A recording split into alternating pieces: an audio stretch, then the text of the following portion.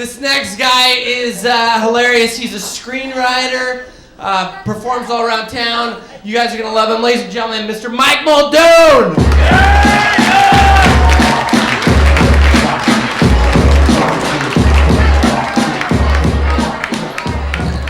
All these fucking short comics. God damn it. You fucking little people. That's why you had to get on stage. Oh, man. How's it going? I love being on stage. Kind of reminds me of doing porn. Anybody else here ever done some porn? Oh, yeah! Right, exactly, buddy. We all got fucking rent to pay. Don't judge me, people. No way. Truth be told, seriously, I was only just an extra on porn sets. No, an extra cock, you know what I mean? Like big gangbang scene. No, they bring all the heavy hitters in, you know what I'm talking about, you know? I wasn't like a featured penis at all. I was like a background penis, you know, like I was just doing crosses. I was like this guy, you know? They were like sending me back, and I was like, okay. They throw a little cold water, try to mix it up, like, okay, little penis guy's in the back now. Heat that shit up. Warm penis. By the way, I'm an Irish Italian kid. It doesn't change much. You know? Oh, man, porn. I couldn't do it. I didn't do it. I can't.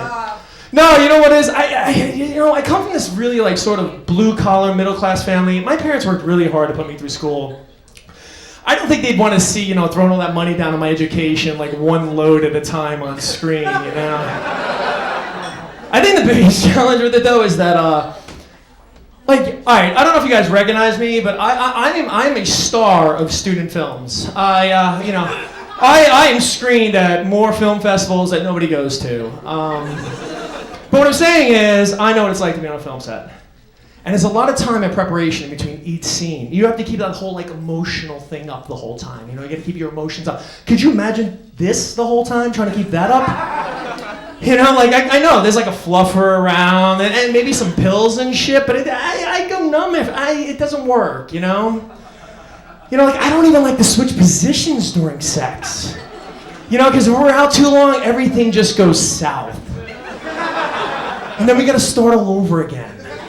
I gotta put my jeans back on, bend around my ankles. I gotta lay back. She's gotta call me Samson. I gotta talk about taking down her Goliath. She gives me the shocker. We're trying to jumpstart shit here. And I gotta get in my head. I gotta start fantasizing about the next person I'm gonna have sex with. No, but that's what we do. The funny thing is, ladies, we don't fantasize about having sex with like celebrities and models. We just go through our greatest.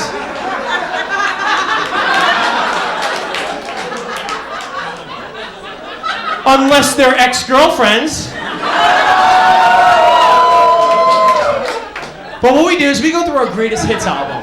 So we go back. So it's like, you know, I'm fantasizing about Janine, 98, summer camp, you know. Amy, college, bathroom, blowjob. That's what's really getting me off. You know, that's the stuff that I'm doing. So it's like sometimes I want to call these women up. I want to be like, holy shit, you won't believe this. I was having sex. Yeah, I know it's been 9 years, but just listen to me. Just listen to me. I was having sex last night with this girl, and I remembered your mom's house. You know, the summer home. Yeah, I didn't think I was gonna get one out, but you pulled one out of me. It was fucking great. How things going? Good? You're a nun. Oh, that's weird. Fuck me. Oh man, dating's uncomfortable. You guys dating? Oh, that's sweet. Fairly new? Been together a while? Really tough to tell. Really tough. People who've been together for a long time and people who just recently got together, it looks the same. In the beginning, it's very uncomfortable, so you're trying to figure each other out. And then people who've been together for a while, it's just very uncomfortable because one person's trying to figure the way out. You know?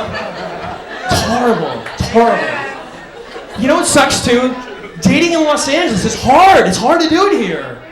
I had a girl one time tell me, she's like, I'd rather blow my way around genital warts than be with a man who's broken unemployed. I was like, whoa, let's start right here.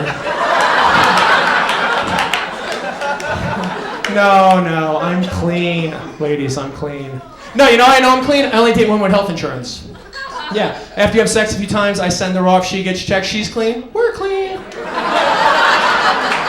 I'm not a dick, I pay her co-payment, come on. But it's weird, you gotta lie to women about what you do in this town, right? You can't, yeah, tell them I do this. I do this. No, and you gotta be creative. Like, you can't tell a woman, like, you can't lie to her and be like, I'm a doctor. She'll be like, oh, what kind of doctor are you? You gotta be like, I'm a lawyer. She'll go, oh, what kind of lawyer are you? You gotta be creative. You gotta say something like, I'm a librarian. About the most you get back, you like books? It's weird though. You gotta be careful though, because librarians are educated. They have what's called a library science degree. I just don't know where exactly the science is in all of this. I have never once walked in to my library. It's like, is the librarian around? Like, no, man, she's back there in the lab. What the fuck would she be doing back there? Like, if I walked in there, what would it be? The new great discovery? Oh my God, books! They're made of paper! Playing around with fonts and inks. We're just gonna revolutionize the way people read. Oh, man. So, ladies, I was watching He's Just Not That Into You, and no, I realized something. Women are dumb. No, and I mean this, it hurts me because I think you actually are the smarter species. Like, I'd never argue that. Like, people want to argue that. Who's smarter, men, women? I always said women. You are, because you don't have a penis. The penis gets you in trouble.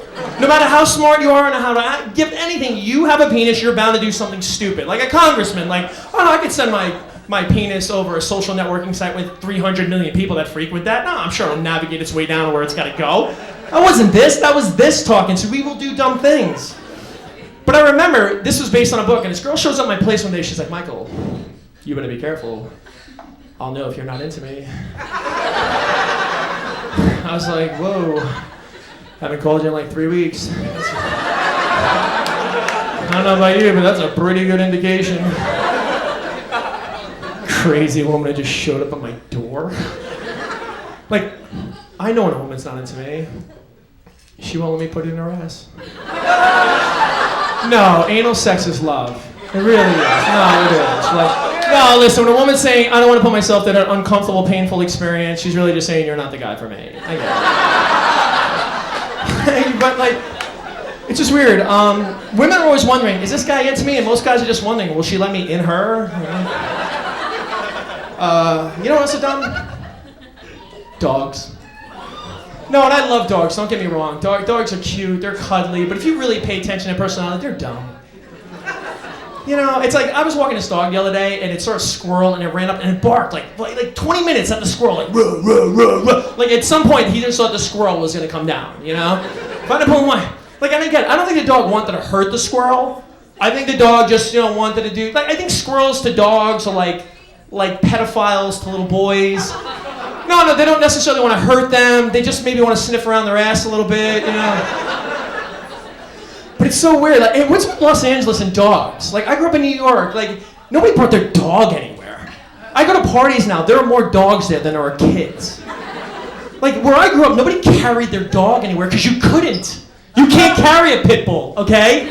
You can't carry a German Shepherd. Like where I grew up, everybody had dogs. Like our dogs were dogs that were hunters. They weren't the hunted. I think the only benefit though of having a little dog is when it comes to poop duty. Because it's weird, like if you have a little dog and it poops, like you can use like a leaf. You can be like, oh. You can even leave it. It just fits in the environment. Nobody cares. But like when you have a full-grown dog and it's like a bag of shit, you're just pick it up. It's hot, steamy.